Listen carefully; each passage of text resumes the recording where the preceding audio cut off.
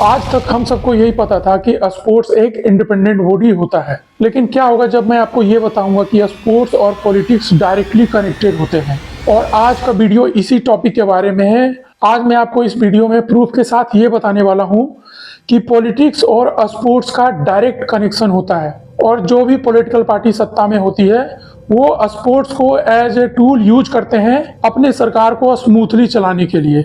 और इसको समझने से पहले हमें इतिहास में जाना होगा, जहाँ पे हम लोग ये समझेंगे कि स्पोर्ट्स का शुरुआत कहाँ से हुआ। तो बात है लगभग आज से 2000 साल पहले का, जब रोमन एम्पायर बहुत ही ज्यादा प्रॉब्लम में था, और उसका मेन रीजन था सरकार के द्वारा पब्लिक पे लगाया गया हैवी टैक्सेस, सरकार में रह रहे पॉलिटिशियनों के द्वारा किया गया हैवी करप्शन, जिसके कारण पब्लिक में गरीबी बढ़ रहा था, अनएम्प्लॉयमेंट बढ़ रहा था। अब इसके कारण पब्लिक में छोटे छोटे स्तर पर सरकार के खिलाफ विद्रोह चालू हो गया था, और यह विद्रोह तेजी से बढ़ते जा रहा था।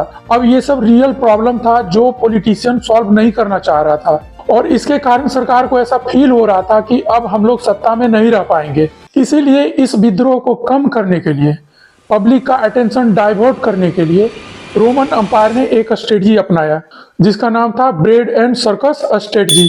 और इस स्ट्रेटजी के तहत रोमन एम्पायर ने वहाँ के गरीब लोगों को फ्री का खाना देना चालू किया, और फिर फ्री का इंटरटेनमेंट देना चालू किया, जैसे कि gladiator fight, chariot race, stadiums type of events. और इसका रिजल्ट क्या हुआ पता है आपको? People become emotionally busy in entertainment. उसका जो पॉलिटिकल एंगर था पॉलिटिशियन के प्रति वो भी कम हो गया, और पीपल का माइंड ऑक्युपाइड हो गया स्पोर्ट्स और इंटरटेनमेंट में। जैसे कि अगला मैच होने वाला है तो लोग उसके बारे में सोच रहे हैं, लोगों का दिमाग वहां पे लग रहा है कि कौन कौन सा प्लेयर है एक टीम में, कौन सा टीम जीतेगा आगे चल के। और इसी ब्रेड और सर्कस स्ट्रेटजी के कारण जो विद्रोह हो रहा था रोमन एम्पायर में, उसमें 75% से ज्यादा का कमी देखा गया। और इसी स्ट्रेटजी को एक और नाम दिया गया जिसे हम लोग बोलते हैं पॉलिटिकल एनेस्थीसिया।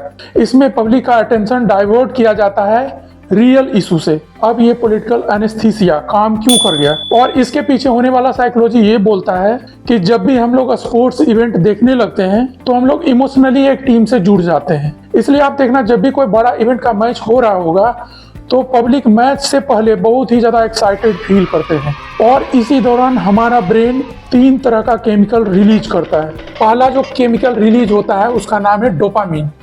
जब भी हम लोग प्लेजर फील करते हैं तो ये केमिकल हमारे माइंड में रिलीज होता है, और इससे हमारा स्ट्रेस कम होता है। दूसरा जो केमिकल रिलीज होता है हमारे माइंड में उसको बोलते हैं एड्रेनालिन। जब भी हम लोग एक्साइटेड फील करते हैं तो ये केमिकल रिलीज होता है, और इससे हमारा एंगर रिड्यूस होता है।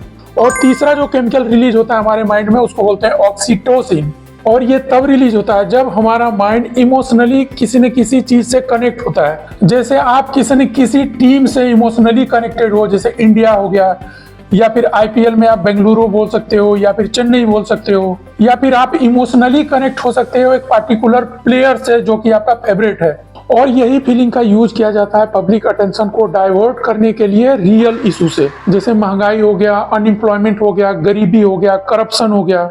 और ये जो पॉलिटिकल एनेस्थीसिया है इसका बहुत सारा एग्जांपल है, जैसे कि आपने सुना होगा 1936 वाला ओलंपिक, जिसे नाजी जर्मनी का ओलंपिक भी बोलते हैं। और इस ओलंपिक का यूज किया गया था हिटलर के द्वारा जर्मनी को पावरफुल दिखाने के लिए, और हिटलर के प्रति जो भी डिक्टेटरशिप वाला आउटरेज हो रहा था कॉमन पीपल में उसको हाइड करने के लिए। और इसी दौरान जर्मनी मिलिट्री एक्सपेंशन कर रहा था, वो वॉर का प्लानिंग कर रहा था बिहाइंड द सीन, और इस पे चर्चा ना हो इसलिए इस ओलंपिक को बहुत ही बड़े स्तर पर होस्ट किया गया। और पॉलिटिकल एनेस्थीसिया का दूसरा एग्जांपल है 1978 का फीफा वर्ल्ड कप, जो कि अर्जेंटीना में हुआ था। यहाँ पे मिलिट्री डिक्टेटरशिप था जो कि बहुत ही ज्यादा किलिंग कर रहा था अपने कंट्री में, बहुत ही ज्यादा ह्यूमन राइट एब्यूज कर रहा था। तो ये सब जो आउटरेज हो रहा था पब्लिक में इस मिलिट्री डिक्टेटरशिप के प्रति, उसको हाइड करने के लिए फीफा वर्ल्ड कप करवाया गया था। बांग्लादेश का T20 मैच नहीं खेलना इंडिया में, ये मैच नहीं करवा के बांग्लादेश का जो गवर्नमेंट है वो अपने पब्लिक को ये दिखाना चाह रहा है कि हमारा रिलेशन भारत से अच्छा नहीं है। और यह भी एक अलग स्ट्रेटजी के लिए यूज किया जा रहा है, जो कि हम लोग कभी दूसरे वीडियो में डिस्कस करेंगे।